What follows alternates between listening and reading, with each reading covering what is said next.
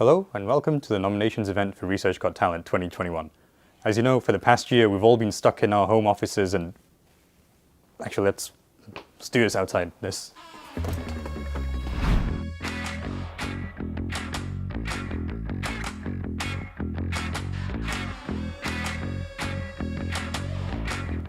Welcome to the nominations event for Research Got Talent 2021.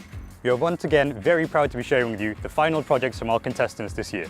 Over the next hour, you'll see projects from Australia, Canada, the Czech Republic, Peru, and Russia, spotlighting the work of these passionate young researchers supporting charities and NGOs in their countries. This competition highlights the power of research and insights to support the work in tackling key societal challenges like education, access to healthcare, and protecting vulnerable populations. With new insights, charities and NGOs can better focus their missions and learn more about their donor bases. We couldn't be prouder of the young researchers who have participated this year to help this valuable work. We start our Research Got Talent journey this year down under in Australia, a land famous for kangaroos, crocodiles, sunshine, and AC/DC. Our finalists from Australia this year, May Chanter and Samantha Liu, chose to support the work of charity Courage to Care, helping young students learn how to be more inclusive and stand up against prejudice. Here's their final project.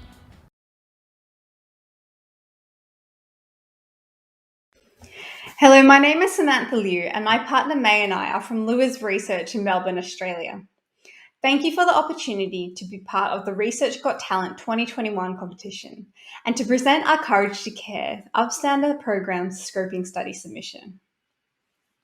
In this presentation, we'll be covering why we chose this social issue, who our not-for-profit Courage to Care is and their business problem, our research methodology, and the research learnings and impact on Courage to Care, the industry, and for us as young researchers. First off, why did we choose this topic? For our submission, we really wanted to find a new NGO that is actively involved and speaks to key pertinent social issues facing our community today. Diversity and anti-discrimination are topics close to home for May and I. We've been exposed to discrimination in many facets of our lives, and naturally we're not the only ones. As I'm sure you're all acutely aware, there's been a particular focus in the news recently about discrimination and bullying in workplaces, sport, and the wider community, including sexual harassment and assault, highlighted by the Me Too movement and March for Justice, police discrimination and brutality, spotlight by Black Lives Matter and deaths in custody, and spikes in racist attacks in light of COVID through Stop Asian Hate. These have all highlighted that critical need to address issues of discrimination and bullying from the schoolyard to workplaces and the wider community to make a positive community-wide change. With this in mind, we've partnered up with Courage to Care Victoria, a not-for-profit on a mission to empower the community to stand against prejudice and discrimination by transforming bystander behaviour to positive action. They primarily do this through their Upstander programs, which promote acceptance of diversity and equips participants with practical tools to take positive action. And this leads me on to their business opportunity and how we've been able to help.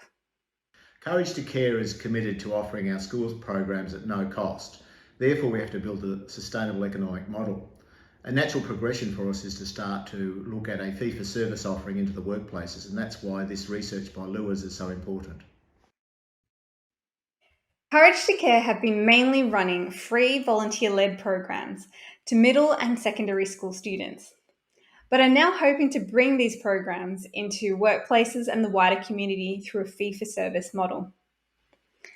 This will enable sustainable reinvestment and thus expansion of the free student-based Upstander program, and to facilitate the ability to expand these programs to workplaces in the form of cultural and professional training. Where we've been able to help Courage to Care is twofold. One, provide recommendations to optimize their communications, in particular their program description, with the aim to maximize awareness and take-up among corporate and government organizations. In this study, we really wanted to see whether a certain message hierarchy or proof points resonated more with this target audience. And 2, determine the ideal price point for this fee-for-service model for this market. And now May will go through how we did this and what we found. So to get started, we knew we needed to develop 2 program descriptions with some variation from the original so we could test new elements and languaging. To do this, we decided to implement the current description as a control and develop another version alongside Courage to Care, which we called the optimized description. The key differences between the two was that the control description was much more succinct and focused on introducing Courage to Care as an organisation, as well as explaining what the program was about. While we still kept these for the optimized description, we also explicitly added research around the benefits of inclusivity in the workplace, which highlighted things such as increased innovation, effectiveness, employee satisfaction, and increased retention compared to non-inclusive teams. Once we had our 2 descriptions, we were ready to test them with our target audience, which in this case was corporate and government decision makers who are responsible for training and development within their business. We used an online survey to do this and went out Australia-wide. In total, 478 decision makers took part in our research. We implemented an experimental design to do this, which randomly allocated half of the decision makers to the control description and the remaining half to the optimized description. After having read the descriptions they were allocated to, decision makers were asked a series of questions. This included their impressions of the description they have just read, and ultimately, therefore, about the program concept. We also asked sentiment, which we used emotional analytics to have a look at their text responses. We also conducted a metaphor elicitation exercise, which involved picking an image that respondents felt best represented how they felt about the description they just read. We conducted a highlighter task, which was where decision makers could highlight parts of the text that they felt were most appealing and least appealing, and also tell us why. And finally, we asked questions around consideration and take-up before ending with the Graeber-Granger Price modelling task. So, what do we find? For both of our descriptions, there was overwhelming positivity, and this told us that people really understood what the program was about. So our text analytics showed strong positivity, as well as strong sentiments of joy and secondary emotions there, which you can see around power and confidence, celebration, excitement and thrill, and optimism and engagement. Primary emotions of trust also came through, and the secondary emotions we can see there around certainty, relief and acceptance, and safety. Here are some of the things that people use to describe how the program made them feel. And these texts were analysed with our emotional analytics tool and grouped them into the primary emotions or themes, you could say, of joy and trust. Taking a look at metaphor elicitation, this is where decision makers picked an image that they felt best represented what they were just reading. You can see there that our messaging around unity, acceptance, and diversity really came through, and we could also start to see differences between the 2 descriptions and bolder emotions being felt. So following that, our highlighter task really showed us elements that were most appealing to decision makers, and these were statistics that highlighted benefits and relevance to organisations. This helped them form their business case as to why they should undertake this program. In addition to that, focus on education and transformation of behaviour, particularly bystander behaviour, also had great appeal. And this highlighted to us the appetite that organisations had for positive and action-orientated language. And to go alongside that, mentions of the engaging and collaborative workshops to consolidate learnings were also well received. So to the big issue for Courage to Care, how to price. And for the first time in my young researcher career, I learned how to set up and implement the Graeber-Granger price modeling. And we looked at the results for willingness to pay alongside a willingness to take up to give Courage to Care this model here, which gives them a range of where to price to achieve a similar revenue. But we also considered something outside the brief, which was Courage to Care and their Upstender program are new in the market.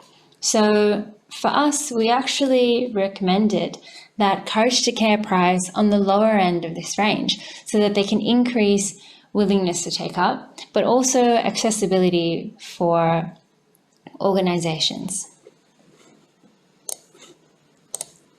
So those are the key things that we found. When we started to seriously look at this, frankly, there was a lot of things we just didn't know. We didn't know what language to use, we didn't know who to really focus and pitch this at, and we didn't really know what pricing model to use. And being able to partner with Lewis has been vital because unless we have that sort of information, we just can't get focused and we just really would be so inefficient and ineffective. So this has been a really important step forward for us. We're really grateful for the opportunity that Research Got Talent provided us, that we could give Courage to Care a roadmap to set out on the right foot. And we can tell that the team appreciated it too. Here's what they had to say.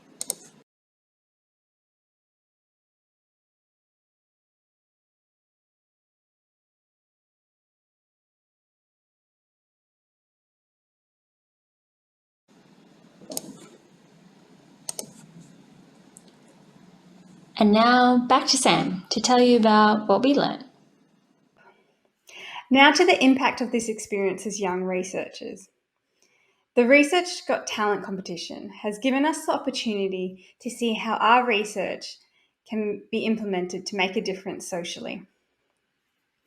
It has also given us the opportunity to run a research program that uses a wide range of capabilities, both in terms of tools and people at Lewis, and a platform to really sink our teeth into methodologies we might not have experienced previously.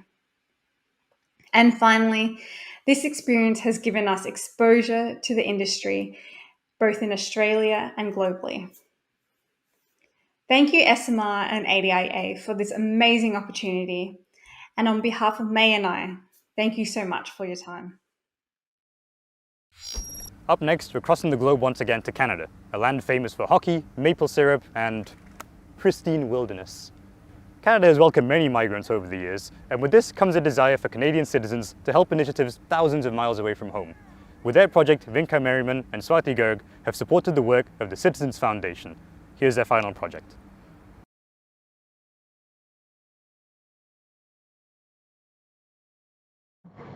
Hi, I'm Vinka. Hi, I'm Swati. And we're the team from Canada. And this is our presentation. We hope you enjoy it.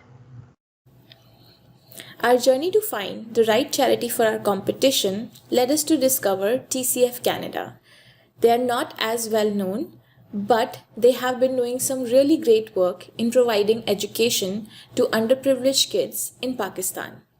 And they are not just helping these kids with their education, but they are also trying to bring in equality into the society by enabling girls to get an education. Their small and thoughtful act of having all female teacher staff is another effort to create an inclusive and balanced environment. There couldn't have been a better fit for us to do something for an organization who needs every bit of support and visibility to continue their great work, step by step, one day at a time, and bring a positive change into the society and into the world. In order to gain a complete understanding of the donor population within Canada for TCF, we used a 4-part methodology. Each part built upon the last to gain more richness and insight, to give us a fuller understanding and tell a fuller story to TCF. The 4 parts were a social media survey, data collection from Statistics Canada to better understand the Pakistani diaspora within specific cities within Canada, a quantitative survey, and 12 in-depth interviews. The first step, the social media survey, was a very light analysis of the public social media sites within Canada. We looked at terms related to the issues important to TCF, such as education, women's rights, girls' rights, children's rights, and looked at what people were talking about as regards to those issues. We also looked at whether or not people were talking about TCF specifically and about the awards it had recently won. Step 2, Statistics Canada data, we did concurrently with the social media survey. TCF believed that Pakistani people or people of Pakistani descent might be more willing to donate because they had more personal connection to the issues and the places that TCF talks about. Based on this, we looked at Statistics Canada data, we looked at ethnicity data and income data in specific cities where TCF was considering holding events or making pushes for donations, and we looked at what the number of people of Pakistani descent were in that area and what the overall income distribution was for the area, so that TCF could better decide whether or not it was worth doing specific pushes in specific areas, and also what the messaging should be like. Step 3, the quantitative survey, gave us a broad view of the Canadian donor landscape in general. We asked about how much money people and time people donated. We asked what causes inspired them to donate and where they hear about new charities. We also asked specific questions about donating within Canada versus abroad to get a better understanding of whether different issues inspired these two different kinds of giving. We asked what charities had done in the past to make people feel connected or thanked and how well those gestures had worked. That part of the survey was designed to help TCF keep donors engaged after they had gained them, in order to maintain a consistent donor base beyond one-time donations. In step 4, interviews, we did 8 interviews with people we had sourced from the survey and 4 interviews with current TCF donors. We talked to the TCF donors about what had drawn them to TCF, why they continued to donate, what they liked about the organization, what kept them donating. We also asked them for any advice or things they would like to see from the organization that they were not already. These interviews helped us understand what was working and how TCF could better serve its current donors. We also did 8 interviews with our survey respondents. We dug deeper into what issues and messages drew them to charities, and dug for more detail on what communications they would like to receive from charities and what they'd like to hear about. We also asked them where they hear about charities again, and tried to get more detail on that, and where they would like to hear about charities that they weren't already. We also asked if they had heard of TCF and their thoughts about a description of the organization and what they would expect from an organization like that. We asked them if there were specific types or places of communication they would expect from that specific type of organization, and whether they would like to get involved with an organization like that. This helped add detail and color to the quant survey and to get us a deeper and richer understanding of how people chose where to donate and where to put their money and their time, so that we could make more specific and useful recommendations for TCF. And now I'm going to talk about the key learnings and recommendations from our research. Canadians are generous and are willing to donate to causes outside of their specific sphere, but they do not know how to find the organizations. 79% of our survey respondents mention that they do donate. 62% of donors donated to 3 or fewer organizations in the last year, so there are limited opportunities to connect with donors. 79% of those who donate abroad said they do not have a personal connection to the location or charity they donate to. 21% of those who donate in Canada and 43% abroad says education is an issue that drives them to donate. 22% of those who donate in Canada and 44% abroad say children's rights is an issue that drives them to donate.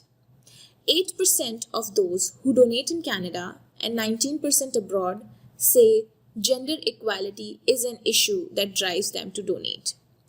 17% of non-donors don't donate because they don't know where their money or time would be used for. Publish some numbers of where the money goes and be transparent about the budget. 69% of non-donors say they can't afford to donate money. Make a variety of options for donors, one time versus continuing, and a variety of amounts of money or time. 36% of those that donated time donated less than 30 hours last year. So make options to donate time that are manageable, not necessarily a few hours a week, maybe just one time. 98% of donors donate at least some of their donations to organizations within Canada.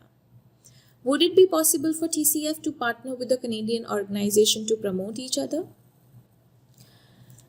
Gifts from the organization are less effective at connecting or thanking than personalized thank you notes or phone calls. Specific stories of individuals who have been helped are effective. Profiles of kids or schools. General information about how many or how people have been helped is also effective. Most effective options are personalized thank you notes or phone calls and specific stories overall, but general info is also good. Word of mouth is very effective and desired way of hearing about charities. Create something for their donors to post on social media. Only 2% of survey respondents had heard about TCF. TCF needs to start a conversation at a very basic and fundamental level to raise the awareness about the work that they are doing. Something as basic as lack of education or a girl having to lose her right to education just because of who she is, this is not something that Canadians have accounted for. Social media channels are the most effective, engaging, and popular way of starting a conversation and accessing Canadians in an efficient and easy way across profiles and age groups, especially the younger generation who has social media as a part of their lifestyle. More mature audiences are also using online platforms to raise their concerns, share opinions, and educate themselves. Hence, TCF can use mediums like articles, blogs, host podcasts to talk about issues of education, gender equality, etc., which can in turn increase their visibility and help them connect with people across profiles. When Canadians talk about TCF's issues on social, they don't talk about them in the same way as TCF. Hence, TCF needs to do some education to help Canadians understand what do they mean when they talk about these things in the context of Pakistan. Find ways to connect Canadians to these issues. Share profiles of kids or schools, or even something as creative as a pen pal exchange between some schools in Canada and TCF schools. TCF also has room to grow within the Pakistani population within Canada. One-on-one interaction is very effective, and any chance to connect directly to donors is useful, whether it's face-to-face, over email, or through a personalized thank you. We're so grateful to have gotten the chance to do this project. We hope this information will help TCF to build a more stable and robust donor base in Canada. We also have some thoughts for future work that could build off the study. One question we're not able to dig into very deeply here is what drives people to donate in particular ways. For example, what drives people to give time versus money versus goods. TCF has both volunteers and donors, but due to the constraints of this project, we were only able to talk to donors. We did find that far more survey respondents donated money than time, but we would love to delve into this deeper. Also, this project gives us a good overview of the donor landscape in Canada, but we would love to know how that landscape compares to countries across the globe. Thank you for your time. Now it's time to visit our only European finalist of the year, the Czech Republic. The country may be famous for its historic architecture, beer, and being the home of noted critic of bureaucracy, Franz Kafka. the wrong form. But the country also has a long history of social activism, and this year's research project from the Czech Republic supports a key social need. Here is the project from Jakub Svele and Václav Kulek, supporting the work of the Step to Home Foundation.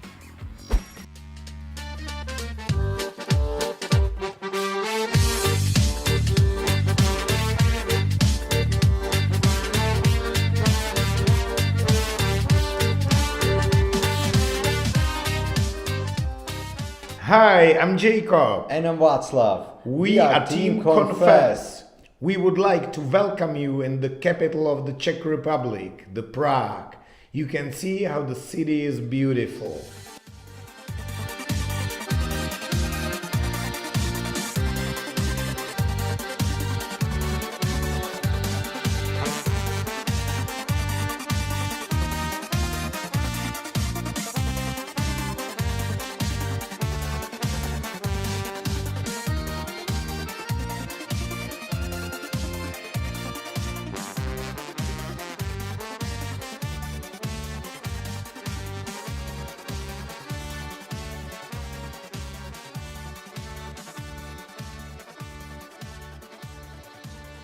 But not everything in the Czech Republic is as beautiful as Prague, and that's the reason why we decided to make some effort and try to improve this country in some way.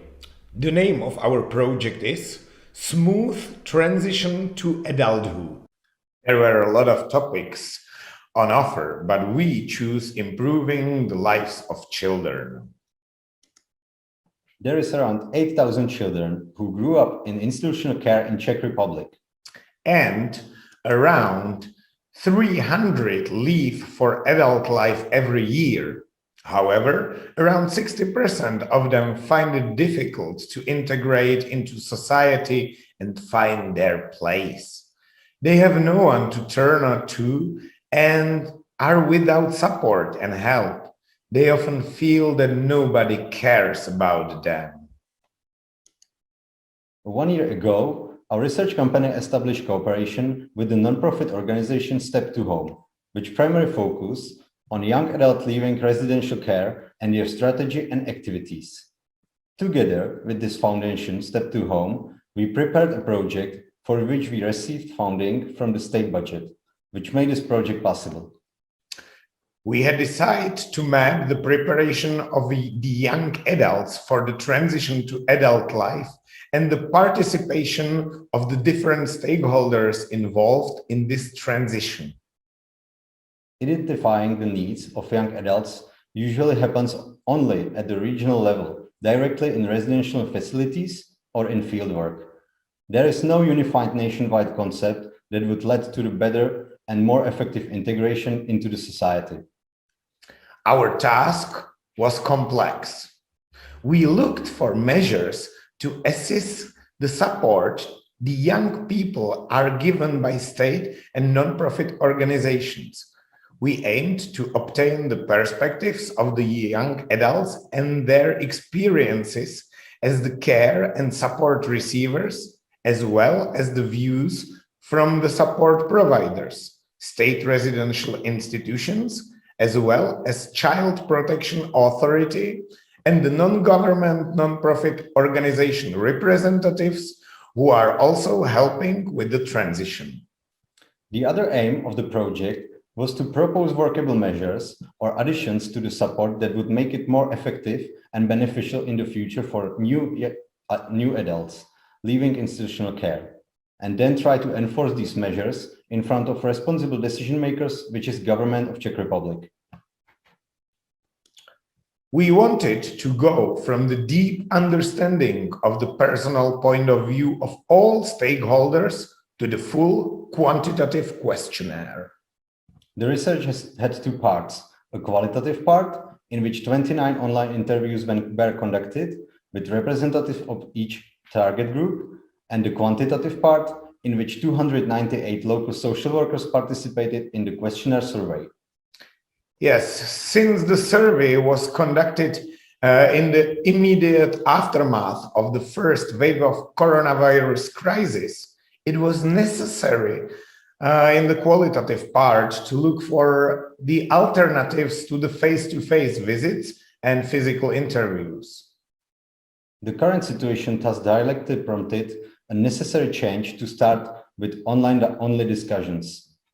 The aim of the survey was not to humiliate or criticize any of the participating subjects, but rather to look at challenges faced and possible gaps within the system and to provide guidance on measures that may be adopted to make the preparation of care leavers meaningful and truly helpful for the children concerned. It was a pleasant surprise to us that the Child Protection Authority representatives within all regions were willing to undertake the present research with us, and we even received feedback that they were very interested in this group of adolescents and would like to focus more on it in the future. Okay, and let's move to the main findings of the research. The stakeholders involved in the survey highlight a number of points that need to be addressed in order to better prepare young adults for independent living. In addition, they believe that there is a lack of sufficient networking and cooperation between all the stakeholders involved. There is no common platform for sharing information and experience, even between regions. All stakeholders agree that they would welcome the existence of an online child card to accompany them during their life in a residential institution and at the same time allow delegated access to complete data to individual institutions. The survey also points out that after leaving the residential facility, there is a lack of follow-up care as well as the lack of starter flats for young adults who often have nowhere to go after leaving residential care. Thus, there is a calling for the necessary approval of the new law and legislative change on social housing. To better prepare young adults for leaving residential care, 1/3 of Child Protection Authority staff called for increased availability of training housing and follow-up housing. But in this direction, there is a lack of systemic funding, and there are very few grants calls aimed specifically at this target group. The majority of stakeholders involved in the survey also call for legislative changes that would lead to better care for those children and also meet their needs. Child Protection Authority staff do not have the time to accompany the young adult on the transition to independent living. Okay, and here some results. After the publication of the official press release, the results of the research were presented in the Chamber of Deputies of Czech Republic in front of all interested stakeholders.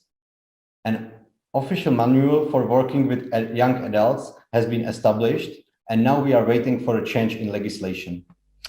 We would like to communicate the results and the data that the research brings not only towards the ministers and the management of the regional authorities, but we are also going to the legislators. We are looking forward to see how the research results turn out and what will be their real impact for the young adults. At the same time, we would like to thank you very much for your attention. Bye.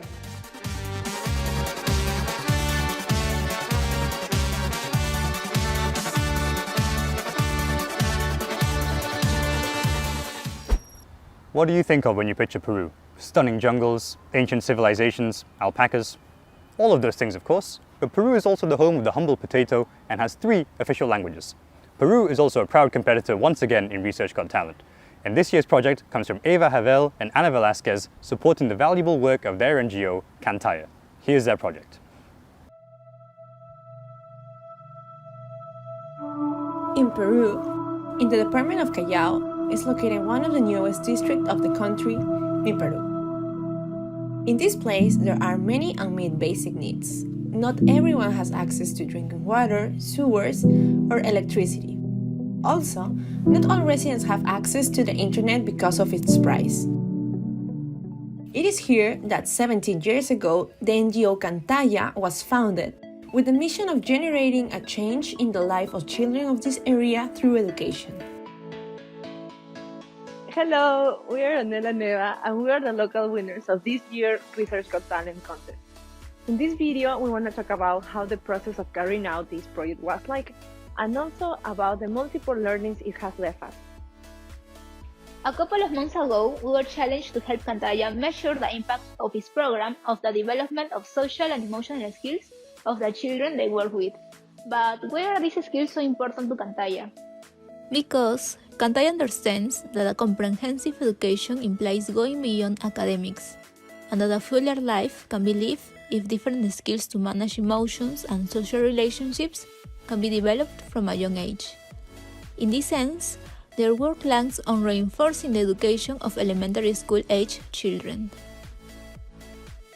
And what did we do? We proposed a two-stage investigation. The first was focused on developing a tool to help measure the social and emotional skills of children. To do this, we conduct test research and interview teachers and psychologists who have worked with children from vulnerable areas. We divide elementary school age children into 3 groups and elaborate a questionnaire for each one. The second stage aimed to apply the tools we developed. Because the goal of this project was to assess the impact of the NGO on children, we decided to carry out a comparative study between kids who attend the program and those who don't. For that, we searched for schools of similar socio-demographic characteristics and surveyed their students. This fieldwork lasts 2 weeks and finished with 607 surveys between children from the NGO and the control group. To answer the research problem, a measurement scale was developed from the questions of the 3 questionnaires. The result was a 3-level index for each social-emotional skill evaluated. This analysis facilitates the identification of 1. How developed is the emotional and social intelligence of the children who are part of the NGO Cantaya versus the control group? 2. Which social and emotional skills are better developed in the first group? And 3. Which are the other skills that Cantaya needs to prioritize?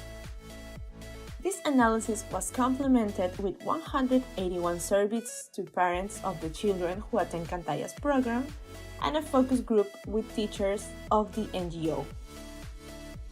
Along the way, we found many challenges that we were able to face as a team. One of the main ones was linked to the complexity of measuring social and emotional skills on children, since these skills are in constant development and there is no single way to do it. The desk research was not enough to develop an adequate measurement tool that is consistent with the local context of these students. Therefore, it was important to receive feedback from specialists on this subject to adjust our questionnaires to what we should expect, not only from children according to their age, but also from kids who live in these vulnerable conditions. Moreover, due to the pandemic, we experienced problems related to a more technical aspect, for example, with the application of survey. For the second stage, we would have preferred to do a face-to-face survey with kids, but we had to hold them virtually. This technique had an additional problem. Not all students had access to good internet connection. To solve this, we used WhatsApp to send the questionnaires to the students, since this application allows, at a free cost, to attach documents and pictures. We contact 18 school teachers who work in a public elementary school near Cantaya and ask them if they could help with the application of the surveys. Since this study relies mainly on young children's participation, it was necessary to have the support of the teachers to make them feel more comfortable and secure. Teachers from 1st and 2nd grade were asked to apply the questionnaires to the students on virtual individual sessions, while teachers from 3rd to 6th grade were requested to send the questionnaires to the students and supervise the correct filling of them. We believe that our study can have an immediate positive effect for this NGO. The development of social and emotional skills are one of the pillars of Cantaya's curriculum, so it is important for them to know how effective their program is and how to improve it. With the results, they can also be aware of potential risk factors that may have an impact on the learning of these skills. During this research, we confirmed that market research can be a good ally for NGOs. For example, audience targeting or impact evaluation can be conducted by this type of enterprises. Market research goes beyond studies for private companies and has the capacity to do social research. From the result of this study, the NGO Cantaya was able to observe that, in general, the kids who participate in their program have a more developed set of social and emotional skills than their peers of the control group. They corroborate the positive influence of their program in the learning of the self-management skill, and they were also able to identify that they need to put more attention to strengthen the learning of the social awareness skills of their students. Now that it's done, we can think about how we did things with this project. Definitely, the pandemic situation made it difficult to carry out a larger study. We would have liked to expand the sample size and the number of schools that participate. It was tedious to locate the contact details of the schools and their principals, and, in addition, virtuality slowed down the bureaucratic permissions we needed. At the beginning of the project, we also discussed the decision to include or not the impact of COVID-19 in the measurement and evaluation of social and emotional skills of children. We considered that since it was a variable that affected the children indistinctly whether or not they were part of the NGO Cantaya, it was not necessary to measure it for the purpose of the study, which was to compare the results. Nonetheless, it would have been important to deepen the perceptions of how virtuality impacts how these skills are taught and developed, especially since given the nature of Cantaya program and classes. We learned a lot about NGOs during this challenge, but the most important was that adaptation is constant and it must be done quickly. With the pandemic, several problems arose, but these NGOs solved them and turned them into an opportunity. For example, nowadays Cantaya not only has students from Callao, its center of operations, but also has students in other parts of the country. Thanks to virtuality, they could expand their program. We also learned a lot about ourselves. We have been colleagues for about 2 years, but we have never worked together in any study, much less be in charge of one. We challenged ourselves to be more committed, collaborative, and organized because this was the only way to complete the project. Also, this research helped us understand how important it is to have client participation throughout the process. We shouldn't expect clients to be passive factors in projects, since by working collaboratively, objectives can be achieved faster and results can be better. We're really thankful for the opportunity this contest gave us. If we hadn't participated in the Research Got Talent contest, we wouldn't have gotten to know the work of Cantaya. This experience brought us closer to a reality we sometimes forget exists in our country. This has also reminded us that we can be agents of impact in our society. Even from our roles as researchers, we can help to make a positive impact in the life of others. We are proud of both the instrument and the index we developed for this project, and we believe this will be useful for future evaluations of social and emotional skills in Peru. Thank you and see you soon!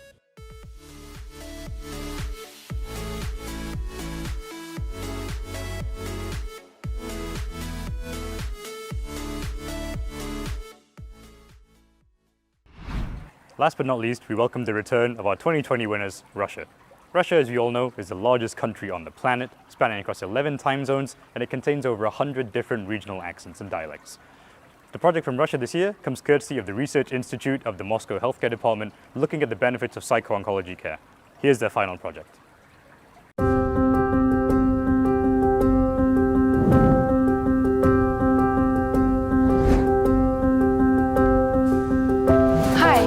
Привет! We are a team from Russia and we are happy to represent our country in the Global Research Got Talent competition. And before presenting our project, we would like to thank our partners, and especially Olga Goldman, Director of non-governmental organization Yasное Утро, that helps cancer patients. We also express our gratitude and appreciation to the organizers for having the opportunity to participate in this remarkable competition. Every year, more than 600,000 Russians get cancer. Cancer is a big challenge not only for a patient, but also for his family and friends. Cancer patients struggle from pain, unpleasant procedures, financial difficulties, and practical limitations. It is important to note that they experience severe emotional distress, fears, and constraints. Moreover, the relatives of cancer patients are very worried about their condition and face fears and anxiety. For example, relatives are much more likely to worry about their relationship with cancer patient, patient's attitude to the disease, patient's physical condition, and other aspects. At the same time, it is known that psychological support improves the quality of life and effectiveness of treatment. Unfortunately, today in Russia, psychological support is not included in cancer care protocols. Therefore, our goal was to demonstrate the need for psycho-oncology service in Russia. Our study had a complex design and a large sample. An online survey was conducted among a representative sample of the Russian population of more than 1,000 people. We analyzed 3 groups. The first group was cancer patients, those who have ever had cancer. The second group was close relatives of cancer patients. The third group was oncologists.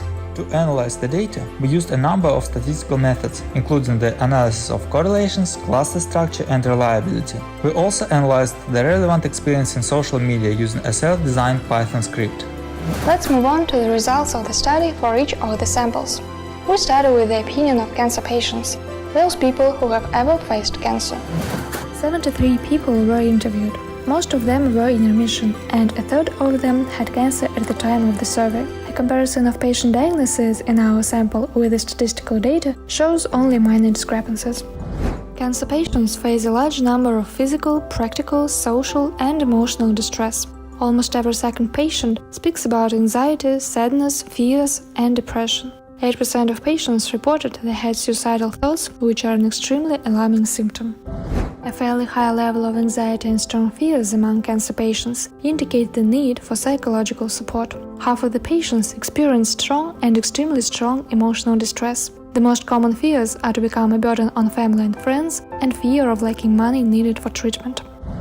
84% of respondents believe that cancer patients need psychological support. Half of them think that only some groups of patients need help. Such mentioned categories as psychologically unstable and weak indicate that some respondents have stigmatizing attitudes, that is, a negative attitude towards psychological support and people who need it. We can see that the majority of cancer patients face psychological constraints, fears, anxiety, relationship difficulties with loved ones. However, we found that only 16% of patients have thought about seeking psychological help, and only 7% have actually sought it. Why don't patients ask for psychological help? One of the important barriers is lack of information.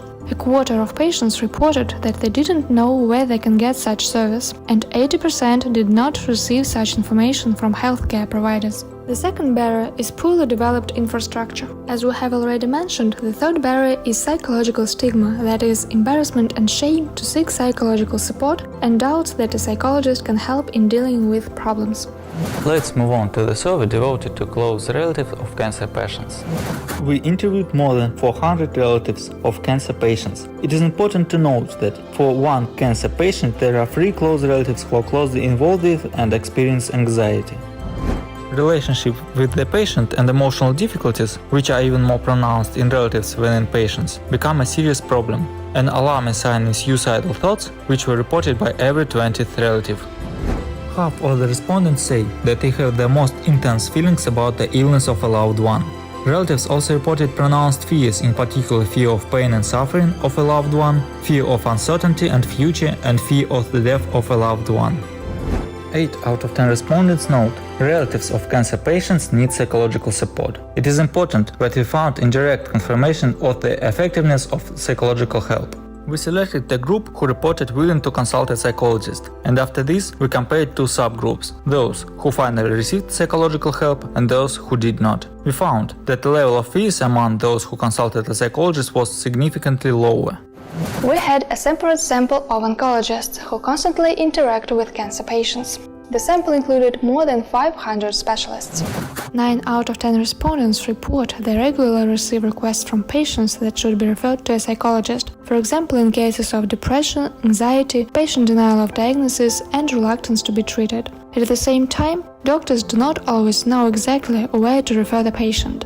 That emphasizes the need for educational work among medical personnel. 8 out of 10 doctors believe that all patients need psychological help, and the rest think that only some groups need it, in particular mentally unstable, seriously ill, or weak. Therefore, we noted the presence of stigmatizing attitudes in the medical community. 9 out of 10 oncologists report more effective interaction with those patients who received psychological help. Medical specialists note that patients are most vulnerable at the initial stages of the disease, at diagnosis and before starting treatment. This indicates the need for a diagnostic consultation with a psychologist at the very first stages of interaction with oncological services. More than half of doctors noted that palliative stage also requires psychological support, which indicates the importance of cooperation with palliative care services. Another area of our research was the analysis of messages about oncology in social media.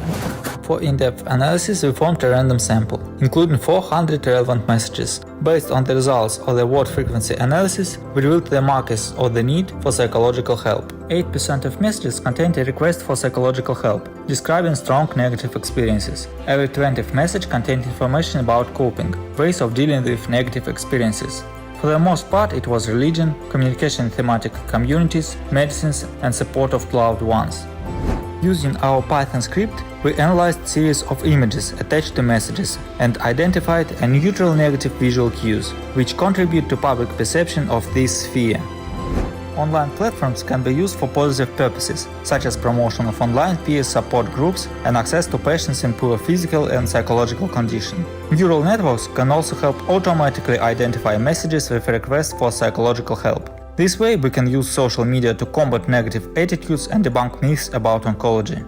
Our research shows the following indicators of the need for psycho-oncology services in Russia.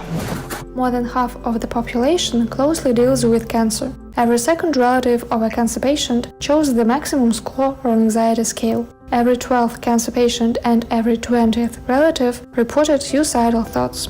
Every 6th person in both groups thought of seeking psychological help, but in the end, only 5% of patients and 7% of relatives did it. These and other indicators point to the need to strengthen psychological support for cancer patients and their relatives. Our results revealed a high necessity for psychological help for both cancer patients and their relatives, as well as the evidence of its effectiveness. Thus, it supports the need for implementing psycho-oncology service in Russia. Based on the results, we came up with several practical implications. First, we designed a concept for psycho-oncology service in Russia, including recommendations on its structure, staff composition, and providing accessibility. Second, we proposed strategies for combating cancer-related and psychological stigmas. And third, we developed a prototype of a neural network for detecting people seeking psychological help in social media to provide them targeted assistance and information.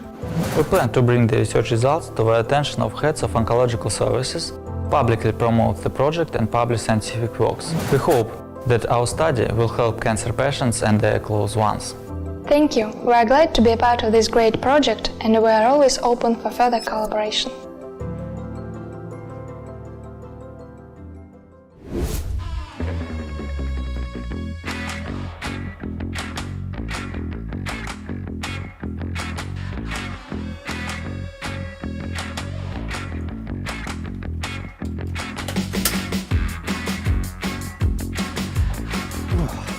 Thank you for joining us on this trip around the world.